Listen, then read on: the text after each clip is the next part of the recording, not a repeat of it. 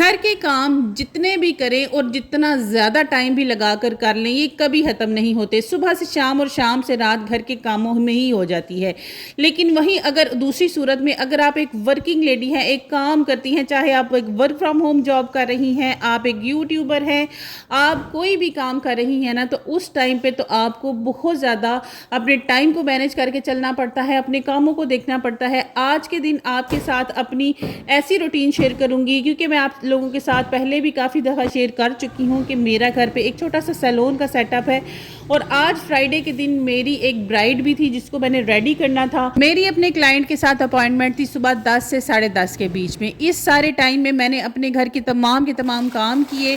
मैंने खाना भी बनाया, बच्चों के यूनिफॉर्म जो सबसे ज़्यादा प्रायोरिटी है, क्योंकि मेरा सैटरडे संडे भी इसी तरह से बिजी चलने वाला है इंशाल्लाह से, तो मैंने सोचा कि ये काम सबसे पहले कर लूँ।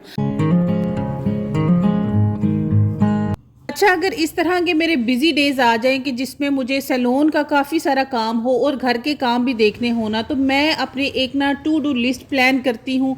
उसमें मैं चीज़ें देखती हूँ कि कौन सी चीज़ें जो हैं सबसे ज़्यादा ज़रूरी हैं, कौन सी सेकंड नंबर पे आती हैं और कौन सी ऐसी चीज़ें हैं अगर मैं उन्हें एक आधा दिन के लिए छोड़ भी दूँ ना, तो मैं वो काम स्किप भी कर देती हूँ। अब जैसे कि बच्चों के कपड़े धोना सबसे ज़्यादा इंपॉर्टेंट काम है, क्योंकि आप सबको पता है बच्चों को तो बहाना चाहिए स्कूल से छुट्टी करने का। तो मैंने कहा कि ये वाला बहाना बच्चों को नहीं देना, तो सबसे पहला काम मैंने यही किया कि गर्म पानी के अंदर बच्चों के जो कपड़े हैं उनको भिगो कर रख दिया।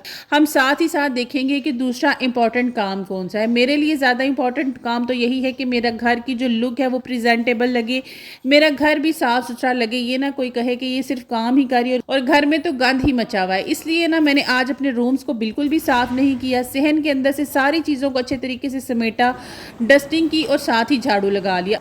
अब कपड़ों को भीगे हुए भी तकरीबन 15-20 मिनट हो चुके थे। झाड़ू लगा लेने के बाद ना मैंने घर में कपड़ा नहीं लगाया। इससे पहले मैंने कहा कि मैं इन कपड़ों को वॉश कर लूँ और बिल्कुल भी मुझे मेहनत नहीं करनी पड़ी। हल्का हल्का सा मैंने इनके ऊपर ब्रश लगाया और इनकी जितनी भी मैल कुचैल थी ना बड़ी आसानी से निकल गई। अच्छा, अब ये सर्फ़ वाला पानी ना गर्म पानी भी था एक तो, और एक इसमें अच्छा खासा सर्फ मैंने डाला हुआ था। मेरा बिल्कुल दिल नहीं कर रहा था कि इसको ऐसे ही वेस्ट करूँ। सर्फ वाले पानी में अच्छे से भिगो के ना और गीला गीला ही मैंने सारे सहन में डाला। एक तो ये पानी गर्म था, दूसरा इसका फ़ायदा ये हुआ कि इससे ना जितनी मैल कुचैल थी यकीन करें वो सारी उतर गई। उसके बाद जब मैंने कपड़ों को नतारा ना, तो कपड़ों को नतार लेने के बाद जो कंफर्ट वाला पानी होता है वो कंफर्ट वाला पानी मैंने अपने सारे सहन में डाला। इतनी अच्छी कंफर्ट की भीनी भीनी सी खुशबू भी सहन में आने लग गई। सहन इतना साफ़ सुथरा चमकने लग गया। मैंने तो कहा भाई अब मुझे तो एक तरीका मिल गया, मैंने तो सर्दियों में अपने फ़र्श को चमकाना है तो यही तरीका कार करना है। इसमें ना तो आपकी ज़्यादा मेहनत लगेगी और ना ही आपको जो है वो पूरा जो सहन है पाइप लगा कर धोना पड़ेगा। थोड़ा थोड़ा सा पानी यूज़ होगा, लेकिन सहन जितना चमकता हुआ और साफ़ होता है उसके तो क्या ही कहने हैं। अब जो मेरे बहुत ज़्यादा ज़रूरी काम थे, जैसे कि बच्चों के कपड़े धोना और सहन को साफ़ करना, क्योंकि मेरा काम ऐसा है, मेरे घर में लोग आते हैं तो मेरा घर साफ़ ही लगना चाहिए, वो मैंने काम कर लिया। उसके बाद बारी आ जाती है खाने की, क्योंकि खाना भी एक ऐसी चीज़ है जिसको हम कभी भी स्किप नहीं कर सकते। तो मेरी जो थर्ड प्रायोरिटी थी वो यही थी कि मैं टाइमली खाना बनाकर रेडी कर लूँ, ताकि बच्चों के आने से पहले ना उनको खाना रेडी मिले। रोटियों का इतना मसला नहीं होता, वो तो बंदा तंदूर से भी मंगवा के खा लेता है, लेकिन जो खाना है ना, मेरी कोशिश यही होती है कि बच्चों को ना हर दिन घर का ही खाना दिया जाए। बच्चों की तो फरमाइशें होती हैं कि मामा चलें आप बिज़ी हैं, हमें कोई बाहर से ही चीज़ मंगवा दे, जैसे कि नान टिक्की या कोई भी इस तरह की चीज़। लेकिन मेरी कोशिश होती है, मैं बिज़ी हूँ, मैं कुछ भी कर रही हूँ, लेकिन मैं खाना कम अज़ कम लाजमी घर पर ही बनाऊँ। गोश्त को ना मैं सुबह जब नमाज़ पढ़ने के लिए उठी ना, मैंने उसी टाइम फ्रिज से निकाल के रख दिया था, ताकि जब मेरे बाकी के काम हो तो जो मेरा गोश्त है वो डीफ्रॉस्ट हो जाए।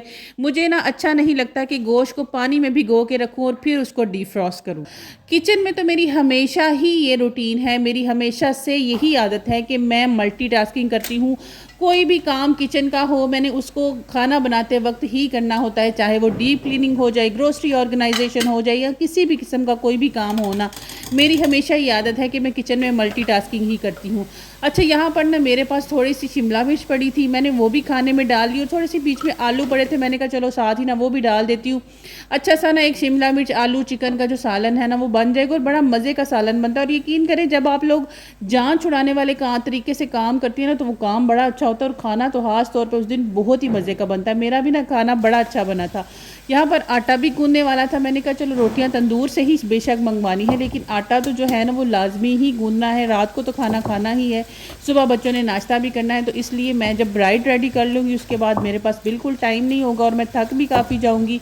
तो मैं ये जो काम है ना इसको भी कर लूँ, लगे हाथ किचन में खड़ी तो हूँ, तो एक हाथ से दो दो काम क्यों ना करें। और हम औरतें कर लेती हैं, हम इतनी एक्सपर्ट होती हैं माशाल्लाह कि हम एक हाथ से चार चार काम भी एक टाइम पे कर रही होती हैं।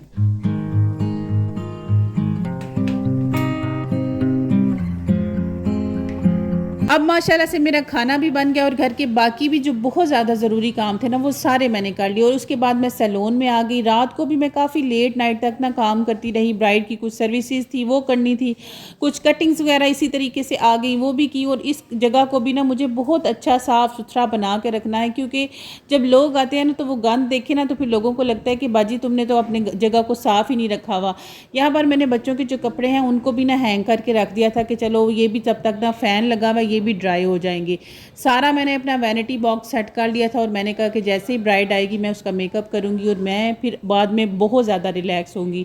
तो बस जी फ्रेंड्स, आज के व्लॉग के लिए इतना ही। उम्मीद करूँगी आपको मोटिवेटेड लगा होगा, अच्छा लगा होगा, इंटरेस्टेड लगा होगा। और अगर आप लोग भी घर पर बैठे पैसा कमाना चाहती हैं ना तो ये बहुत अच्छा ऑप्शन है। अपने घर में छोटा सा ही सही सैलून का सेटअप बना लें। यकीन करें आपका जो जेब खर्च है ना वो बड़ा अच्छा आपके पास आ जाया करेगा, आपको किसी से मांगने की ज़रूरत नहीं पड़ेगी।